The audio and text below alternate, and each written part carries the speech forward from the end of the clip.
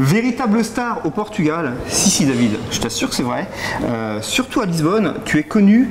Il y a un quartier historique qui s'appelle Alfama. Il y a aussi Luis Figo, un joueur de foot. Tu es encore plus connu qu'eux réunis. Donc, non mais c'est vrai, hein. Toujours en mode beau gosse.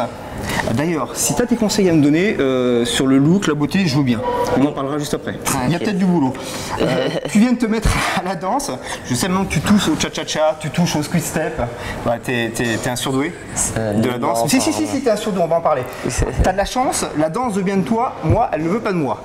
Voilà. Mon invité, David Carrera, pour l'album Tout recommencer. Un vrai bonheur. On est super content, David. Je t'assure. Je le dis rarement aux invités, mais on est super content de t'avoir. Franchement. Merci beaucoup. On est vraiment ravis. Alors, je te parlais de mon look tout à l'heure. Franchement, qu'est-ce que t'en penses? Non, je pense que c'est bien. J'aime bien le petit t-shirt.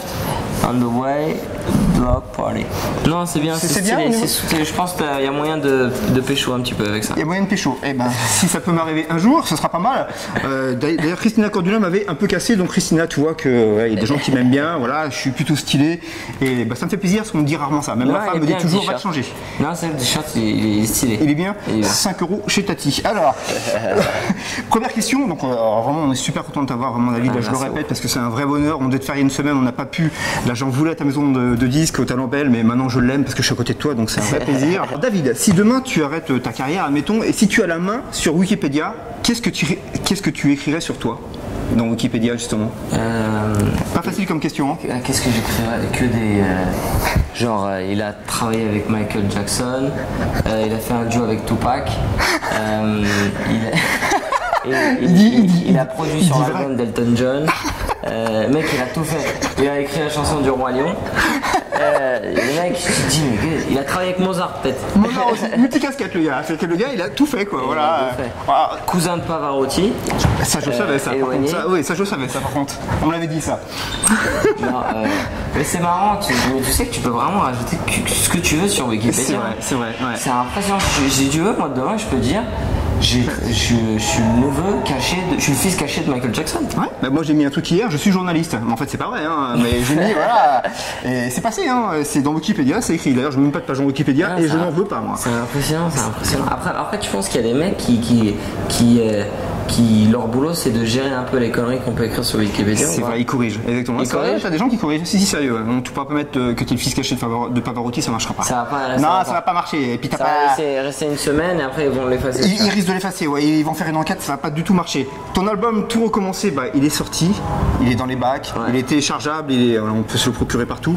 Bah oui, je pense que oui, il est sorti le 25 août. Voilà, donc c'est tout récent, c'est tout neuf. Il est en physique partout, disponible dans les bacs, donc même sur iTunes aussi, donc c'est cool.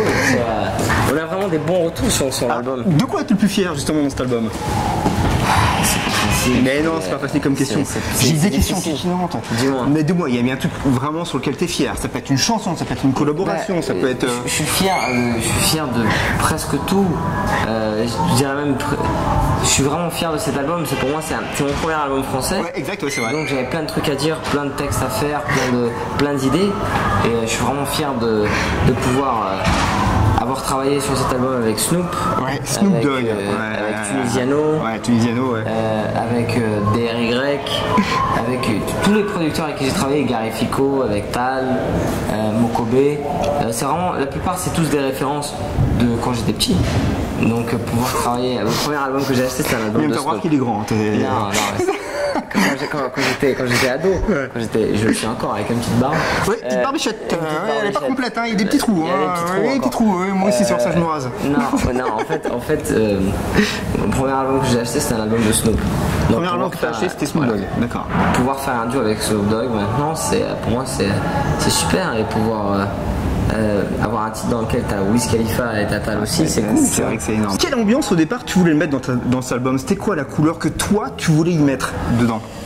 T'avais une idée de départ, t'avais une grande idée, c'est certain. Sincèrement, j'avais pas d'idée de départ. T'avais pas d'idée? Je voulais faire un album toujours avec une touche urbaine, mais j'avais pas, par exemple sur mon deuxième album portugais, je voulais mettre une touche urbaine mais soul. Je voulais faire un peu un style un peu à la Pharrell, Nerd, tu vois, je voulais mettre un peu de soul dans le côté urbain et côté pop. Dans cet album français, j'avais pas d'idée. j'avais des idées de texte, des idées de délire, de chansons et de clips. Parce que moi quand j'écris, tu penses toujours au clip, c'est ce que j'ai lu. C'est rare, ça c'est étonnant d'ailleurs. Parce que je suis très lié au cinéma, j'aime beaucoup le cinéma, donc j'aime bien écrire des histoires. Exact, donc j'avais beaucoup d'idées de texte, mais pas d'idées de sonorité. On a fait plein de maquettes au début, et on a fait genre 5-6 maquettes, et de ces maquettes, tu as eu un titre, c'est Boom, et c'est le titre phare qui a dit, bon, la sonorité, elle sera vers...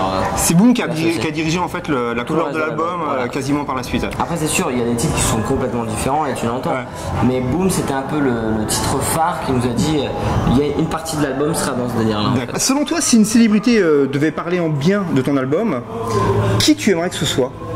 Si dans les jours qui viennent, par exemple, quelqu'un de connu parle de ton album en bien, t'aimerais que ce serait qui, toi? La personne qui me vient à la tête, Jamel Debbouze peut-être. Jamel Debbouze? Ouais. J'en étais sûr. J'en étais sûr. J'en étais sûr. Non, parce que je trouve que je trouve. Tu l'aimes beaucoup? Non, je le trouve super marrant. Ouais. Tu l'as rencontré déjà? Non, pas encore, mais on m'a dit qu'il avait apprécié un de mes titres, mon premier single Obrigado. Ouais, ok. Après, je sais pas si c'est vrai ou faux, mais on m'a dit qu'il y avait des bruits de couloir qui disaient qu'il avait kiffé, qu'il a dit mais c'est qui ce petit là, le petit nouveau là avec Obrigado la famille. Donc c'est cool, tu vois, j'aimerais bien. Ouais, ça aurait été cool. Ouais, Jamel Debbouze, c'est sûr que s'il parle de ton album, en plus ça ferait un super buzz et c'est un gars super sympa, vraiment. Qu'est-ce que tu aurais aimé mettre dans ton album que t'as pas pu mettre, parfois pour une question de temps, pour une question de collaboration qui a pas pu se faire, par exemple? Ou est-ce que tu as été au fond de tout ce que tu voulais faire? Normalement, je pense que tu vas jamais au fond de ce que tu veux faire. Parce que tu arrives à la fin de l'album. Il est honnête. Non, c'est vrai. Tu arrives à la fin de l'album et tu as envie, tu as fait 12 titres et tu as envie d'en faire encore 12. C'est une sensation horrible parce que un album, si c'est pas la maison de disques ou si c'est pas les producteurs qui te disent arrête, tu l'arrêtes jamais l'album. Tu bosses beaucoup, t'es un bosseur de toute façon toi. Non, on le sait, non mais moi je sais que t'es un vrai bosseur. Et c'est surtout que quand t'es en phase de création, t'as toujours plein d'idées qui viennent et tu dis non mais on pourrait faire un autre titre comme ça, tu vois, avec une sonorité comme ça, tu vois. Donc si t'as pas quelqu'un qui dit hey, c'est fait, l'album il est fini, arrête, hey, va prendre des vacances David. C'est ce qu'on m'a dit sur cet album, on m'a dit attends arrête là haut. L'album, t'as tous les titres, ils sont tous là, t'as plus besoin d'autres titres. Allez, sors l'album, arrête. C'est quoi, c'est que tu te doutes ou tu veux toujours faire mieux, tu penses que c'est pas encore abouti, tu as toujours ce doute de l'artiste de toute façon. Oui, il y a toujours le doute. Lequel t'as préféré enregistrer? Il y en a un, il y a toujours un titre qu'on préfère enregistrer, voilà, ça s'explique pas forcément tout le temps. Il y a plein d'anecdotes en fait. Allez, vas-y. Obrigado, on l'a enregistré à 3h du matin, on a mis 30 minutes, même pas. À 3h du matin, 30 minutes? Ça c'est fort. Parce qu'en fait, qu'est-ce que j'avais enregistré avant? Je crois que j'avais enregistré Vite à vie pendant la journée. Et on était en plein début d'album, tu vois. Et on se dit, ce serait bien qu'on fasse un autre titre pour montrer au DA, pour montrer au reste du monde de la maison de disques, tu vois. Parce que là, on en a déjà, je crois qu'on n'en avait que 3, tu vois. Et on voulait en avoir 4 pour montrer un peu comment ça se déroulait, l'album, etc. avec Gary Fico et Dalvin. Et on est en studio à 2h du matin et on se dit, mais qu'est-ce qu'on va faire? On a quelques instrus, on n'a pas vraiment de trucs de ouf. Et on écoute un titre, une instru, il y avait une petite top line et on se dit ouais bah viens on écrit le texte et on voit si on arrive déjà à écrire le texte. On a écrit le texte, il était 2h et quelques et on a posé le titre, il était 2h et quelques, 3h du matin. Incroyable. Alors ça c'est quand même exceptionnel quand même. Et après normalement tu vois un titre, quand tu le connais pas, tu peux mettre un peu plus de temps, tu peux mettre 2-3 heures, ça dépend des artistes, ça dépend de la déjà, fatigue. je trouve que c'est plutôt rapide. Et on l'a fait en 30 minutes. Et j'ai déjà regardé, on a dit qu'est-ce qui se passe? Qu'est-ce qui nous arrive? Et quand on écoute le titre, on se dit non mais il est ouf ce titre. Et il manquait plus qu'une partie, c'est la partie de Dry. Et on a dit, moi j'ai dit non mais moi je veux pas poser le deuxième couplet, déjà parce que j'étais crevé. et surtout parce que je me dis non là il faut une participation, il faut du rap, il faut du hip hop. Donc laissez-moi penser, je vais penser à un nom, je vais voir des gens que j'apprécie, tu vois, dans le hip-hop français et voilà, et on a invité Dry. Viser le chaos, on l'a enregistré chez moi Visicao dans ma salle à manger. Au Portugal? Non, ici à Paris. Ici à Paris? Dans ta salle à manger? Ouais, parce que moi j'aime bien enregistrer. Attends, non, moi j'aime pas être en studio. Pourquoi? C'est un peu froid? C'est froid. Ouais. Ça dépend des studios, mais une grande partie des studios, c'est froid. C'est genre, tu sais que tu as payé le studio les 2h de l'après-midi à 8h du soir, et que à 8h du soir, faut que tu sortes. Ouais. Donc c'est genre, t'es pas. Moi j'aime bien le home studio où t'es comme ça, tu bois un petit verre, tu regardes entre amis, entre amis, tu vas enregistrer. C'est le côté plus cool en fait. T'es un peu fatigué, tu reviens boire un petit verre, tu manges un petit peu. Et c'est ce qui s'est passé sur Visicao. Je l'ai enregistré, il était à 9h du soir, je crois. Ouais. Il y a mon voisin qui vient, vous faites trop de bruit. Elle dit attends, on enregistre un album, qu'est-ce que tu dis? Moi si je joue de la guitare à côté de chez moi ou de la musique, moi je vais pas te dire tu fais trop de bruit, je vais écouter, hein. Je te le dis tout de suite moi. Hein. Non mais c'est cool, tu vois, il y a plein d'anecdotes et c'est sympa. Ouais. Tiens, dis-moi, si tu veux faire la promotion de ton album et qu'on te dit tu vas chez Ruquier dont on n'est pas couché, tu sais que là-bas ça flingue souvent, avec maintenant il y a Léa Salamé et Émeric Caron, est-ce que tu irais? Est-ce que tu aurais le courage d'y aller? Tranquille. Tranquille? Ouais, parce que il y a plein d'artistes qui veulent pas y aller, toi tu irais? Moi j'irais parce que moi je me prends pas au sérieux, je pense qu'il faut pas se prendre au sérieux. Quand tu vas dans un certain type d'émission, tu sais que tu vas pour la déconnade, tu sais que tu vas pour rigoler. Ouais. Donc si on se fout de ta gueule, mais si on se paye ta tête, voilà, il faut que tu acceptes et t'as qu'à faire la même chose, tu vois. Ça fait partie du jeu, d'accord. Ça fait partie du jeu, il y a vraiment des émissions où il faut que tu rentres dans le délire, il faut pas que tu restes dans ton coin. Sur la défensive, ouais. D'accord. Alors on va se faire trois questions, on va faire un premier petit happening. Est-ce que tu es prêt? Ouais. Allez, c'est parti. Qu'as-tu tenté une fois mais que tu n'as ensuite plus jamais retenté de ta vie? J'ai fait un vol acrobatique. Un vol acrobatique? Voilà, t'as eu la même réaction que moi en fait. En avion? Non, moi je me suis trompé, moi, c'est ça. On m'a dit tu veux faire du vol acrobatique? Et moi je dis ouais, mais sans vraiment savoir c'était quoi. Ouais. Donc on m'a dit bon bah genre demain on va faire un vol acrobatique tranquille. Et moi je pensais que c'était le genre de truc t'es dans une salle et on te jette de l'air, tu vois. Ah oui, je vois, c'est génial. Et toi ça. tu planes. Ça c'est génial, ça, ouais, complètement. Non, en fait c'était un avion des avions de chasse là. T'es à l'intérieur et t'as un pilote qui fait des trucs de malade. Ah c'était ça. Ah ouais, mais t'es malade là, c'est pas possible. Non, moi je dégueule tout ce que je veux là. C'est le genre de truc que j'aime pas. Ah ouais. Tiens, t'as le droit de poser une question à Tal, vas-y, elle t'écoutera, c'est son fun. Si elle pense un de ces jours à faire par exemple des dates au Portugal, je pourrais même l'inviter un de ces jours à venir chanter au Portugal. Je suis sûr qu'elle fera un carton là-bas. Je pense qu'on pourrait faire ça. Ouais. Là je vais avoir pas mal de dates, là je suis retourné au Portugal en même temps. Ouais. Pourquoi pas qu'on chante le titre qu'on a fait ensemble, Ma Liberté. Ouais. Et qu'on chante en concert au Portugal.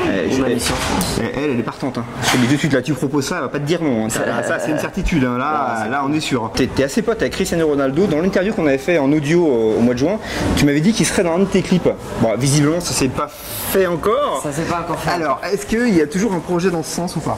À la base on devait le faire en brigade de la famille, mais je pense que ça pourrait se faire dans un prochain titre. Ouais. Tu restes en contact avec lui toujours? Oui, bah en fait, on est très amis de la famille, que ce soit sa mère, ses soeurs, son frère. Ouais. Donc c'est vraiment mon père, moi, mon père, mon frère. On est tous amis de sa famille, donc on reste en contact. Ok. T'es célibataire ou pas en ce moment? Célibataire. Les filles. Célibataire. Moi je suis pris, mais moi vous en foutez, hein. C'est plus lui, c'est toujours comme ça de toute façon. J'aime bien les hommes pris de temps en temps. Elles aiment bien, c'est vrai. Un peu de challenge. Ça m'est jamais arrivé. Alors on va faire un petit happening. Publicité, de quelle marque tu te verrais l'égérie? S'il y avait une marque qui te contacterait, tu pourrais être l'égérie de quelle marque? Je suis déjà l'égérie de pas mal de marques. Ouais. Mais là une prochaine là vraiment. Une prochaine? Ouais. Je sais pas. Qui t'a pas contacté, tu te verrais l'égérie de. Ou dans quel domaine toi? Jordan. Jordan? Ouais. Nike Jordan. Yes. Et les goûts sans déconner, Jordan, tout de suite la classe quoi. Ah. Et puis rien que le nom de Jordan, ça. Nike.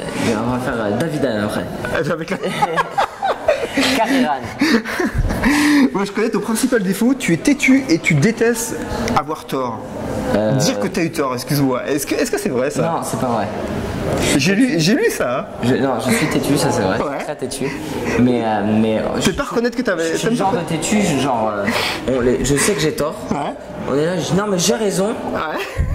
15 minutes après, je dis je pars, tu vois, et je reviens 15 minutes, je dis en fait c'est toi qui as raison. Voilà. Ah ouais, après, tu reconnais ton erreur, ça c'est bien. Mon erreur. Ça c'est bien, mais ça me va. Mais t'es têtu, d'accord. Ouais. T'as des origines bretonnes? Non, pas non, même pas. Non, du 91, il est l'Essonne. Dourdan, tu vois, rien à voir avec la Bretagne. Quel est le premier site que tu consultes quand tu te réveilles? Est-ce qu'il y a un site internet que tu consultes? Facebook. Ton Facebook tout de suite, c'est un réflexe. Ouais, c'est une pour voir les messages qu'on te met. C'est vraiment un problème, c'est vraiment une habitude, tu vois. Après, tu es vraiment addict à ça.